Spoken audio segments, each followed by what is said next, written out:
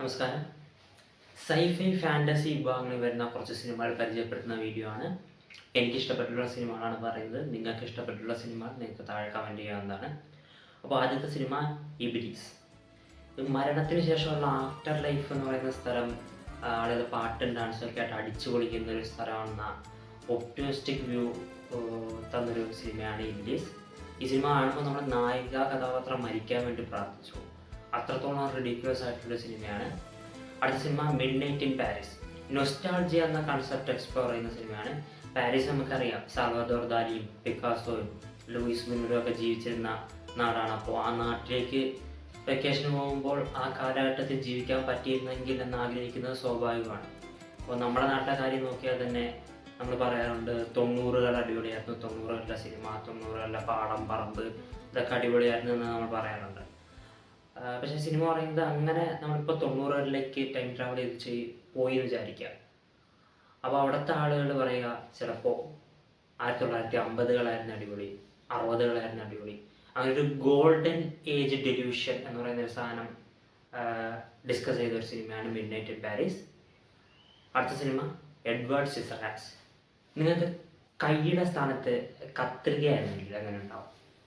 തൊടുന്ന സാധനങ്ങളൊക്കെ നശിച്ചു പോകും അല്ലേ? നല്ല ഇൻറ്റൻഷനോടുകൂടി ഒരു സാധനത്തിൽ തൊട്ടാൽ പോലെ നശിച്ചു പോകും.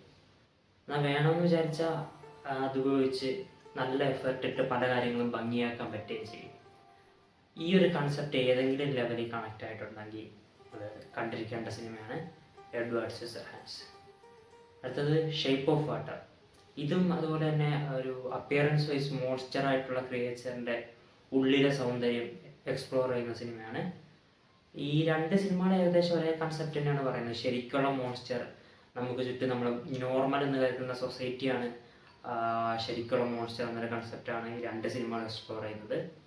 നമ്മൾ ഈ വീഡിയോയിൽ Lord of the rings, game of Thrones, Harry Potter, pirates of the Caribbean അങ്ങനത്തെ ഫ്രാഞ്ചൈസികളൊന്നും ഡിസ്കസ് ചെയ്യുന്നില്ല. അതൊക്കെ നമുക്ക് സെപ്പറേറ്റ് വീഡിയോ ആയിട്ട് ചെയ്യാം. എന്തുകൊണ്ടായിരിക്കും നമ്മൾ ഈ ഫാൻറ്റസി എന്ന് പറയുന്ന സാധനം ഉണ്ടാക്കുന്നത്?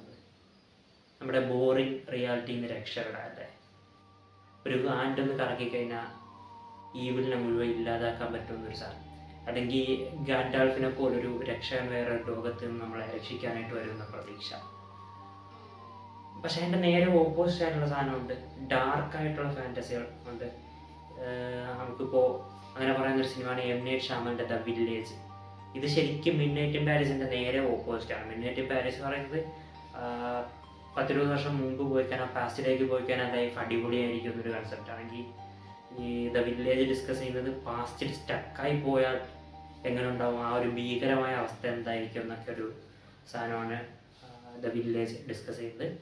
അപ്പോൾ ഈ വീഡിയോയെ പറ്റിയുള്ള നിങ്ങളുടെ അഭിപ്രായങ്ങൾ കമൻറ്റ് ചെയ്യുക, ലൈക്ക്, ഷെയർ, ഹൈപ്പ് എന്തെങ്കിലുമൊക്കെ ചെയ്യാൻ പറ്റുന്നത് ചെയ്യുക.